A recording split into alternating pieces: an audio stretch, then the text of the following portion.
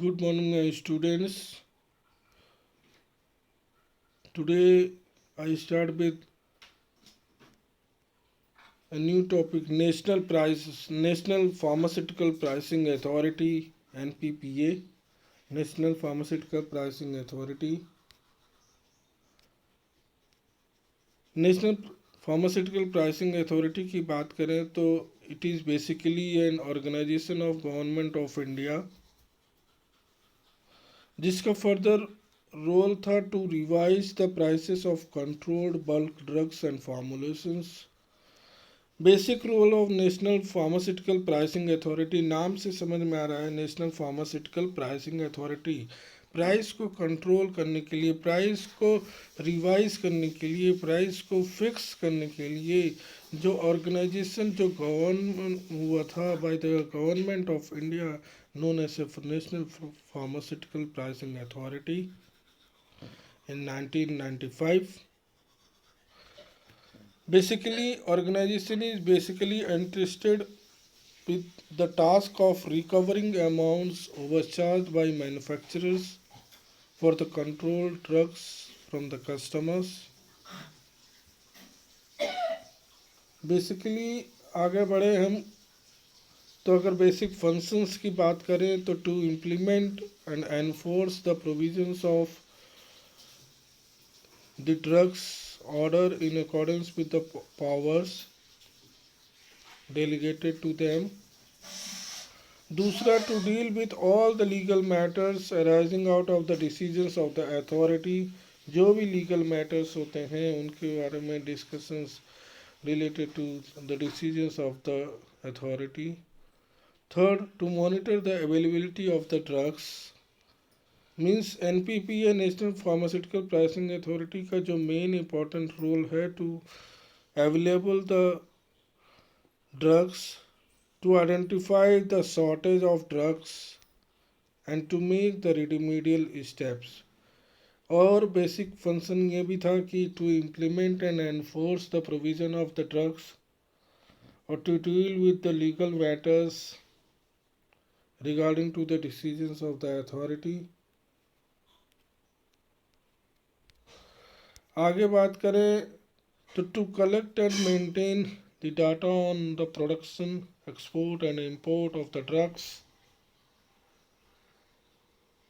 To undertake and to sponsor the relevant studies of in respect of the pricing of pharmaceuticals, in respect of pricing of the drugs,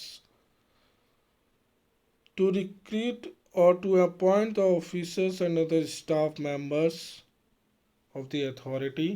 ये सारा basic functions होती है to collect, to maintain the data regarding to the production, regarding to the export and import of the drugs, market shares, profitability, ये सारी चीज़ का study करना basic functions of national pharmaceutical pricing authority का था.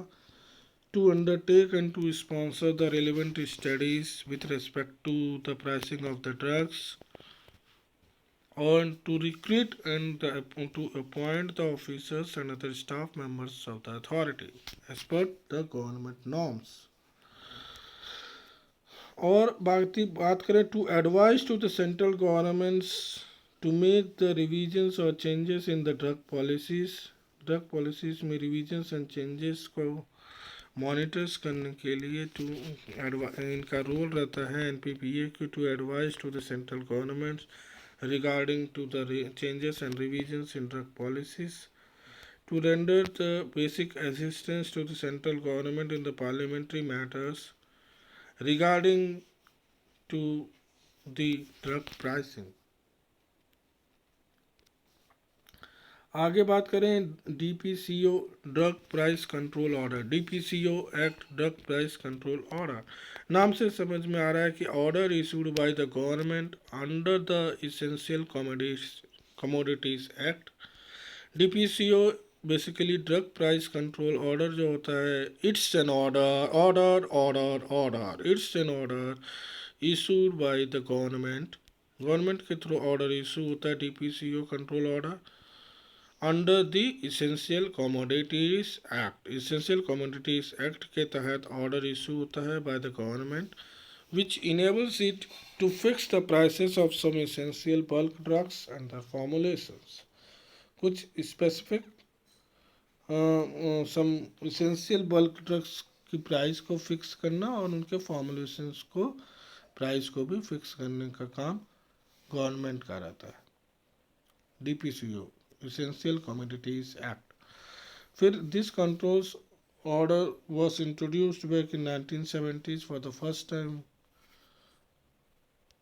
for the profitability of pharmaceutical companies. Basic objectives of DPCO drug price control order is to ensure the availability of essential and life-saving drugs. Availability of essential and life-saving drugs. Basically, to maintain the good quality of drugs at a reasonable prices, to promote the rational use of the drugs in the country,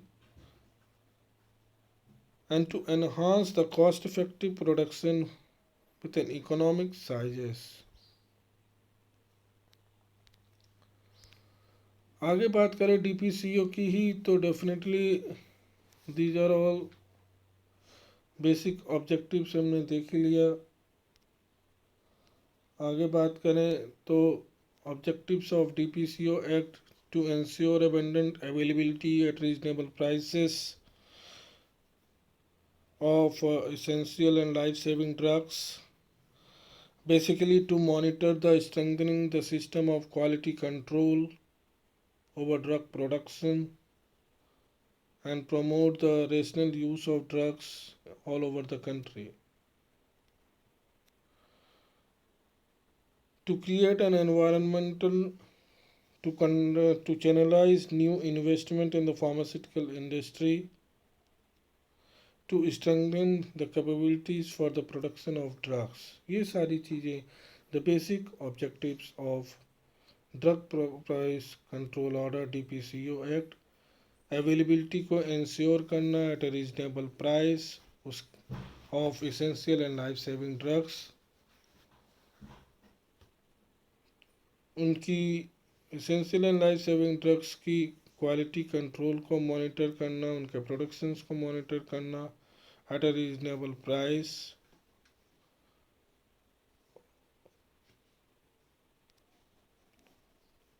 Why the DPCO is issued under Essential Commodities Act? क्यों DPCO issue किया गया under essential commodities act? Drugs are essential for health of the society. Drugs जो होती हैं basically importance होती है essential for the health of the society. Drugs have been declared as essential and accordingly put under the essential commodities. को essential commodities में रखा गया है. Drugs are essential for health and the society. इस कारण DPCO is issued under the essential commodities act. आगे बात करें हम डेफिनेटली एनएलईएम की national list of essential medicine की बात करें तो NLEM national list of essential medicine, LNEM national list of, N national, L list, E essential and medicine 2011 is adopted as the. इनका बेसिक ऑब्जेक्टिव्स ये था primary basis for determining essentiality which constitute the list of scheduled medicine for the purpose of price control. NLEM national list of essential medicine का basic objectives था कि to determine the essentiality which constitute the list of scheduled medicine for the purpose of price control. How are the prices of drugs in the controlled category regulated? कैसे regulate करते हैं? तो इसके लिए as per the provisions of DPCO NPPA national pharmaceutical pricing authority fixes the selling price for medicine in the controlled category. ये fix करता है selling price for medicine in the controlled category. अब यहाँ पे सेलिंग प्राइसेस क्या होता है जो एनपीपीए ने फिक्स किया for the for medicine in controlled category. Ceiling price means a price fixed by the government for scheduled formulations in accordance with the provisions of DPCO 2013. Ceiling price का मतलब होता है ऐसा price, those price which are further fixed by government, government के through fix होता है for scheduled formulations specific categories के लिए in accordance with the provisions of DPCO 2013। और आगे बात करें तो जो सीलिंग प्राइस होता है वो फिक्स्ड होता है और revised by NPPA। Ceiling price are usually notified as exclusive of excise duty, exclusive of local tax, etc. आगे बात करें NPPA का बेसिक रोल होता है to regulate the prices of non scheduled drug, to regulate the prices of non scheduled drug. NPPA is required to monitor the prices of non-scheduled drugs and to take corrective measures whenever required to fix and to regulate the prices of the non-scheduled drug. Non-scheduled drug का मतलब होता है कि ऐसी drug which are not under the direct price control। आगे बढ़े, what margins are allowed to a wholesaler and a retailer as per DPCO 2013। कितना margin available रहेगा, अलाउ होता है फॉर होलसेलर एंड रिटेलर। तो margin is fixed at 16%। 16% margin होता है as per DPCO 2013। दूसरा, for non scheduled formulation the companies are at liberty to decide the margin. Company के पास डिसाइड करने के लिए रहता है, they have the liberty to decide the margin।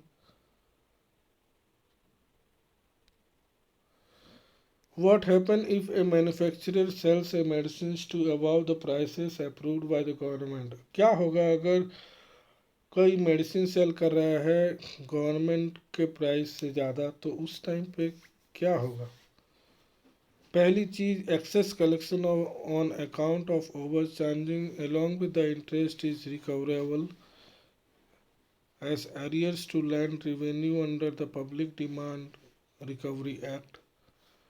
जितना भी एक्सेस कलेक्शन हुआ है, overcharging along with an interest is recoverable, free होगी। Non compliance with the notified ceiling price, MRP breaching ceiling price plus applicable local taxes would be tantamount to overcharge the consumer, which is liable to be recovered along with the interest thereon from the date of overcharging। आगे बात करें हम, what are the national level, state level and district level authorities. कौन कौन सी national level और state level and district level authorities है that are responsible for enforcement of fixed prices. तो NPPA, FDA, drug controller of the state and drug inspector of the districts are the enforcing authorities at national, state and district levels. जब बात करते हैं who are the local levels authorities to whom the complaint can be made, किसको हम complain कर सकते हैं local level authorities में। तो हम जब लोकल लेवल अथॉरिटीज़ की बात करते हैं तो एरिया स्टेट ड्रग कंट्रोलर या फिर जॉइंट ड्रग कंट्रोलर और deputy drug controller, assistant drug controller और the drug inspectors of the state concern, इन लोगों को हम अपना कंप्लेंट लॉन्च कर सकते हैं।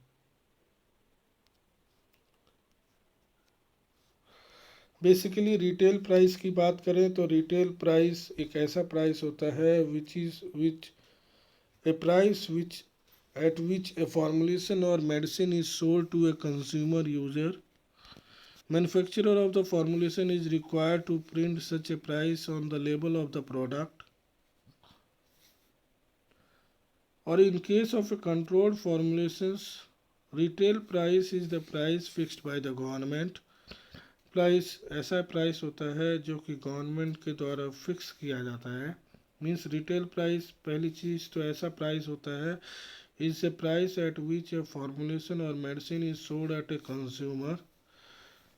ठीक है, formulation means price which a formulation is sold to a consumer. जिस प्राइस पर कंज्यूमर को सेल किया जाता है वो रिटेल प्राइस कहलाता है. और manufacturer of the formulation is required, जो भी मेडिसिन को फॉर्मुलेट कर रहा है, ड्रग का फॉर्मुलेशन कर रहा है, जो भी मैन्युफैक्चरर वो प्रिंट डालता है उस पर्टिकुलर लेबल में, तो वो जो प्राइस कहलाता है रिटेल प्राइस. और this retail price are further controlled by the government of India, DPCO drug price control order. MRP की बात करें तो मैक्सिमम रिटेल प्राइस होता है शेड्यूल्ड फॉर्मुलेशंस. इसकी फिक्सिंग की जाती है by the manufacturer on the basis of selling price. MRP को बेसिकली फिक्स्ड किया जाता है maximum retail price on the label of any formulation based on selling price. इसको भी गवर्नमेंट गवर्न करती है DPCO drug price control order act. आगे बात करें हम लेबलिंग रिक्वायरमेंट की, तो डेफिनेटली बेसिक रिक्वायरमेंट होती है नेम ऑफ द फॉर्मुलेशंस, उस फॉर्मुलेशन की compositions, pack size of the formulations, उस फॉर्मुलेशन को जो मैन्युफैक्चरर का एड्रेस है, address of the manufacturer, manufacturer के licence number, date of manufacturer of the formulation, expiry date of the formulation and its maximum retail price. Means labelling requirement में various चीज़ें होनी चाहिए. जैसे पहली चीज़ फॉर्मुलेशंस, जो ड्रग फॉर्मुलेट किया उसका नाम, फॉर्मुलेशंस का कॉम्पोजिशन स्पेसिफाई होनी चाहिए, स्पेसिफिक पैक साइज मेंशन होना चाहिए, मैन्युफैक्चरर का एड्रेस मेंशन होना चाहिए, एड्रेस के साथ उसका licence number, date of manufacturing of that formulation, expiry date, as well as maximum retail price inclusive of all taxes. These are all the specifications to be mentioned in the label on the formulations.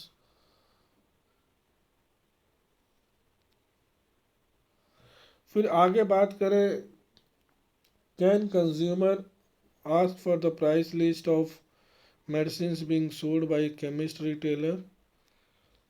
Can consumer ask for the price list of medicines being sold by a chemist retailer? Yes. Each and every retailer is required to display the price list and the supplementary price list furnished by the manufacturer or importer. So each and every retailer has the responsibility to display the price list and the supplementary price list furnished by the manufacturer or importers.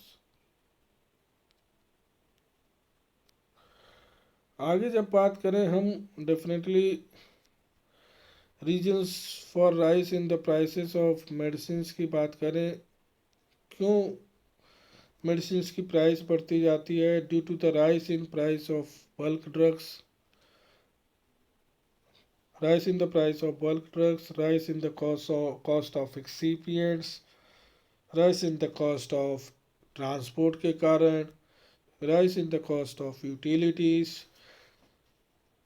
for important medicines, changes in taxes and duties. These are all the basic reasons for the rise in the prices of medicine. Well, अगर rise in the price of bulk drugs, similarly rise in the cost of या price of excipients, ingredients, rise in the cost of transport, cost of utilities, and changes in taxes and duties.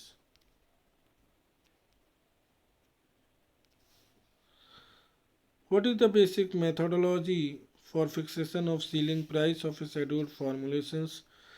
The ceiling price of a scheduled formulation of a specified strength and doses are specified under the first schedules. First, the average price to the retailer of the scheduled formulations or P shall be calculated as below. Average price of the retailers, sum of the price of retailers of all brands and generic versions of the medicines having market share. तो हम यहाँ पे ये देख रहे हैं कि these are all about the fixations of how we are fixing the selling price of a scheduled formulations.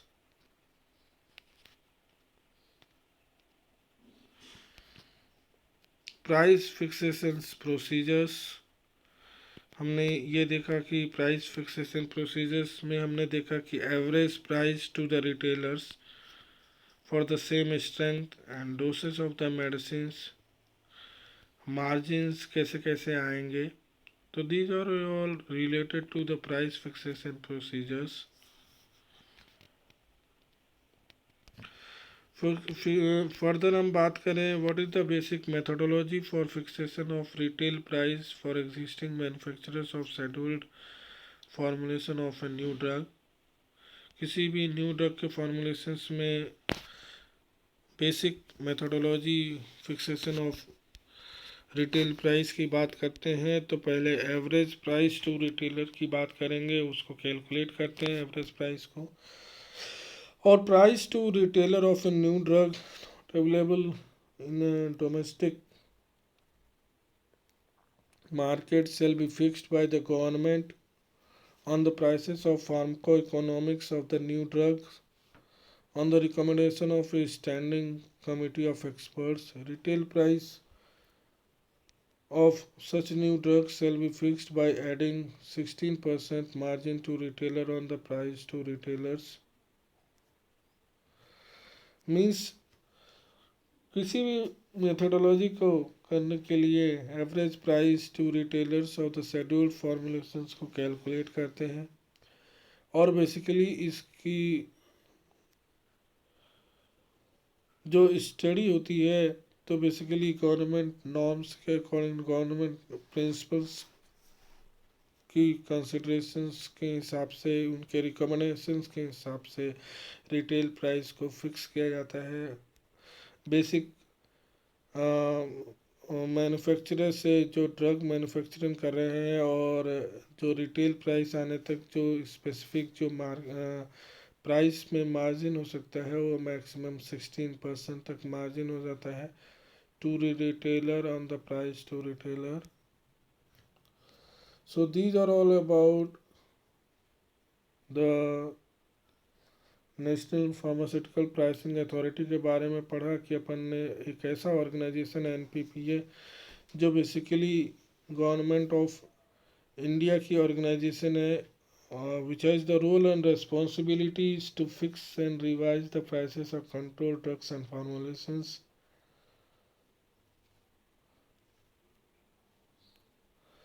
आगे बात करें अगर बेसिक फंक्शंस की तो नेशनल फार्मास्यूटिकल प्राइसिंग अथॉरिटी की रोल रिस्पॉन्सिबिलिटी रहती है to enforce the provisions of the drugs price order in accordance with the powers delegated to them. Basic functions ये भी रहता है to monitor the availability of drugs, drugs की monitoring, availability of drugs availability of drugs की monitoring करना, shortages को identify करना और टू मेक रेमिडियल स्टेप्स. जब हम आगे बात करें तो to make revisions in the drug policies, to take parliamentary matters relating to the drug pricing. These are all the basic functions behind the National Pharmaceutical Pricing Authority.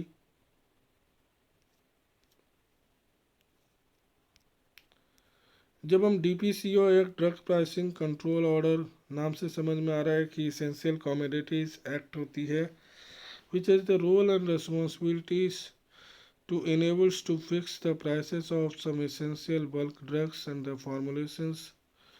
Objectives basic होती है to ensure the availability of essential and life saving drugs of good quality at reasonable prices. Means DPCO जो drug pricing control authority का जो main role रहता है, it is to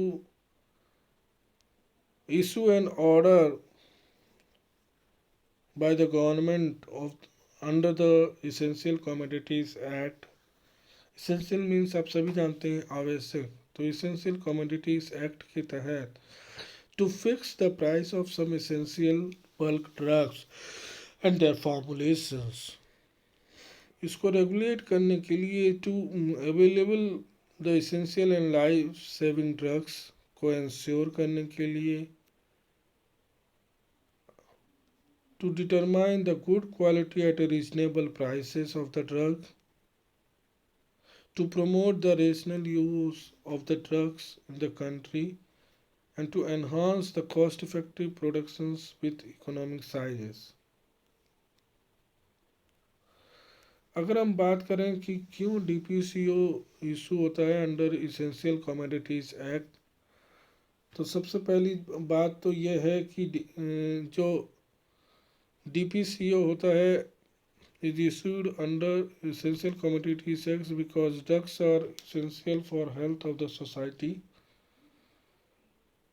और drugs are essential for the health of the society. पहली चीज़ ये ज़रूरी है सोसाइटी के हेल्थ के लिए, और drugs have been declared as essential and accordingly under the essential commodities act. जब हम NLEM national list of essential medicine की बात करते हैं, whenever we talk about national list of essential medicine, तो national list of essential medicine 2011 basically adopt हुआ था as the primary basis for determine the essentiality which further constitutes the list of scheduled medicines for the purpose of price control. NPPA का role रहता है to regulate price of non scheduled drug. Non scheduled drug का मतलब होता है ऐसी drug which are not under the direct price control. The drugs which are not under the direct price control, these are all the non scheduled drug. और जो non scheduled drug की जो manufacturing हो रही है is not required to take price approvals from national pharmaceutical pricing authority. NPPA is required to monitor the price of such drugs and to take corrective measures to fix and to regulate such prices. PPA का जो basic role रहता है to regulate the prices of non scheduled drug, ये तो role है ही, सिक objectives basic functions तो है ही। और नॉन शेड्यूल्ड ड्रग का मतलब होता है कि those drugs that are not under the direct price control.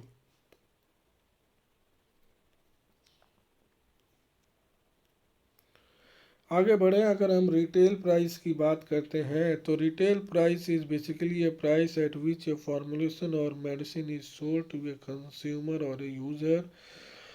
Price एक ऐसा प्राइस होता है जिस फॉर्मुलेशन या मेडिसिन को सोल्ड किया जाता है टू कंज्यूमर और user. Manufacturer of the formulations is required to print such a price on the label of the product. अगर हम वहीं लेबलिंग रिक्वायरमेंट की बात करते हैं तो डेफिनेटली लेबलिंग रिक्वायरमेंट्स में बेसिक लेबल में क्या होना चाहिए, नेम ऑफ द फॉर्मुलेशन होना चाहिए, फॉर्मुलेशन की जो कंपोजिशन होती है वो स्पेसिफिकेशंस मेंशन होनी चाहिए, address of the manufacturer, manufacturing license number, date of manufacturing, expiry date of that formulations, और maximum retail price, these are all the specifications जो मेंशन होनी चाहिए